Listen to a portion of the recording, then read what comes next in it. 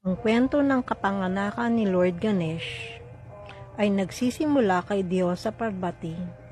Si Parvati, ang asawa ni Lord Shiva, ay nagpasyang lumikha ng isang anak na magiging tapat niyang kasama at tagabantay. Isang araw, habang naghahanda siyang maligo, nagpasya siyang hubugin ang isang bata mula sa paste ng luyang dilaw na ginagamit niya sa kanyang pagligo. Habang hinuhubog ni Parvati ang paste ng luyang dilaw, pinuno niya ito ng banal na enerhiya at pagmamahal. Binigyan ito ng anyo ng isang batang lalaki. Labis siyang natuwa sa kanyang nilikha at binagyang buhay ang estatwa sa pamamagitan ng paghinga. Kaya isinilang ang isang maganda at makapangyarihang bata.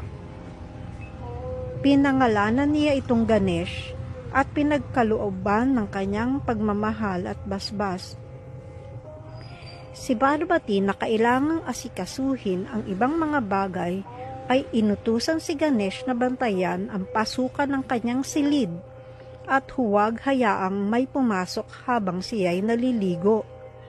Si Ganesh bilang masunurin at tapat na anak ay iniingatan ang utos ng kanyang ina at tumayo sa may pasukan. Hindi alam ni Ganesh na dumating si Lord Shiva na ang asawa ni Parvati sa lugar na iyon. Si Shiva na nakasanayang malayang pumasok sa silid ni Parvati nang walang sagabal ay nagulat nang makita ang isang batang lalaki na humaharang sa kanyang daraanan. Si Ganesh na walang kamalay-malay na si Shiva, ang asawa ni Parvati, ay pinigilan siya at tumangging hayaan siyang pumasok. Galit na galit, hinugod ni Lord Shiva ang kanyang trident at nakipaglaban ng matindi sa batang lalaki. Si Ganesh bilang sagisag ng banal na enerhiya ni Parvati ay lumaban ng may pantay na lakas at determinasyon. Ngunit sa kabila ng kanyang matapang na pagsisikap, hindi siya naging katapat ng kapangyarihan ni Lord Shiva. Sa gitna ng labanan, tinamaan ni Lord Shiva si Ganesh sa ulo gamit ang kanyang trident na naging sanhi ng pagkaputol nito mula sa kanyang katawan. Ang tanawin ng kanyang anak na nakahandusay at walang buhay ay nagdulot ng labis na kalungkutan kay Parvati. Sa kanyang pagbangon mula sa pagkabigla, nakita niya ang katawan ni Ganesh at napagtanto ang trahedyang nangyari. Ang kanyang kalungkutan ay naging galit at hiningin niya kay Lord Shiva na ibalik ang buhay ng kanyang anak. Nang makita ni Lord Shiva ang matinding dalamhati ng kanyang mahal na asawa, napagtanto niya ang kanyang pagkakamali. Upang itama ito, hinutusan niya ang kanyang mga tagapaglingkod na dalhin ang ulo ng unang nilalang na kanilang makita. Agad na bumalik ang mga tagapaglingkod dala ang ulo ng isang elepante. Maingat na inilagay ni Lord Shiva ang ulo ng elepante sa katawan ni Ganesh at binigyang buhay siyang muli sa pamamagitan ng paghinga dito. Nang magising si Ganesh, ngayon ay may ulo ng elepante. Tumayo siya sa harap ng kanyang mga magulang. Ang kalungkutan ni Parvati ay napalitan ng labis na kagalakan nang makita ang kanyang anak na buhay na muli. Niyakap niya si Ganesh at idineklara siya bilang anak ng buong sansinukob. Tinanggap din siya ni Lord Shiva bilang anak at pinagpala siya na naging dahilan upang siya ay maging isang iginagalang at sinasambang Diyos. Mula sa araw na yon, si Ganesh ay nakilala bilang ang Diyos na may ulo ng elepante, taglayang mapagmahal at mahabaging kalikasan.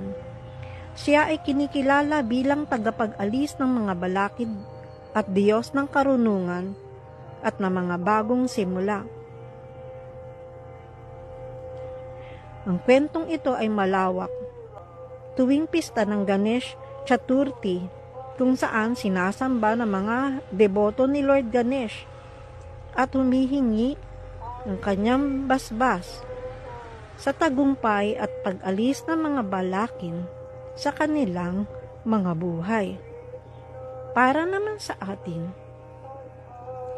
tungkol sa pagsamba sa mga demigods, lalo na kay Ganesh, hindi ito kinakailangan para sa atin mga Vaishnava.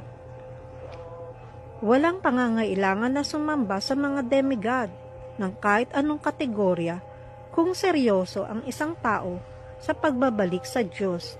Sa Bhagavad Gita 7.20 hanggang 23, malinaw na sinasabi na ang mga mabababaw ang kaligayahan at nahihilig sa mga material na kasiyahan ay lumalapit sa iba't ibang demigods para sa pansamantalang benepisyo na para lamang sa mga taong may mahinang pangunawa. Hindi natin dapat hangarin ang mas malalim na pagkagusto sa material na kasiyahan. Ang material na kasiyahan ay dapat tanggapin hanggang sa punto ng mga pangunahing pangangailangan lamang sa buhay, hindi higit pa o kulang doon. At ito ay nagbubunga ng higit pang pagkakagapo sa mga paghihirap ng material na pag-iral. Ang Panginoon ay bumaba sa mundong ito upang ipakita ang kanyang mga gawa sa Brindaban na puno ng kasiyahan. Noong si Panginoong Krishna ay nasa Brindaban, ang kanyang mga gawain, kasama ang kanyang mga kaibigang mga pastol, mga gopi, mga naninirahan sa Brindaban, at mga baka ay puno ng kaligayahan. Ang buong populasyon ng Brindaban ay walang ibang alam kundi si Krishna. Ngunit pinigilan pa nga ni Panginoong Krishna ang kanyang ama, si Nanda Maharaj, mula sa pagsamba kay Demigod Indra dahil nais niyang ipakita na hindi kailangang sumamba sa mga demigod ang sino mang tao. Dapat lamang nilang sambahin ang kataas-taasang Panginoon dahil ang kanilang pinakahuling layunin ay makabalik sa kanilang tunay na tahanan. Haribol! Haribol!